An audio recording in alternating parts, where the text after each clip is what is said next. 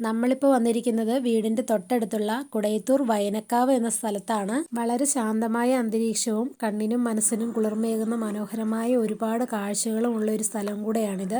വയനക്കാവ് പാലം. ഈ പാലത്തിനോട് ചേർന്ന് തന്നെയാണ് വയനക്കാവ് ദേവി ക്ഷേത്രവും സ്ഥിതി ചെയ്യുന്നത്. ഈ പാലം മുമ്പ് പകുതി വരെ ഉണ്ടായിരുന്നുള്ളൂ, പിന്നീട് എക്സ്റ്റെൻഡ് ചെയ്തതാണ്. ഈ പാലത്തിൽ നിന്ന് നോക്കിയാൽ അതിമനോഹരമായ ഒരുപാട് കാഴ്ചകൾ നമുക്ക് കാണാൻ സാധിക്കും. ഇലവീഴ പൂഞ്ചിറയും പിന്നെ തൊടുപുഴ ആറും എല്ലാം വളരെ മനോഹരമായി തന്നെ നമുക്ക് കാണാൻ പറ്റും. അല്ലു അർജുന്റെ ആര്യ സിനിമയിലെ സോങ്ങും പിന്നെ വേറെ ഒരുപാട് സിനിമകളൊക്കെ ഇവിടെ വന്ന് ചിത്രീകരിച്ചിട്ടുണ്ട്.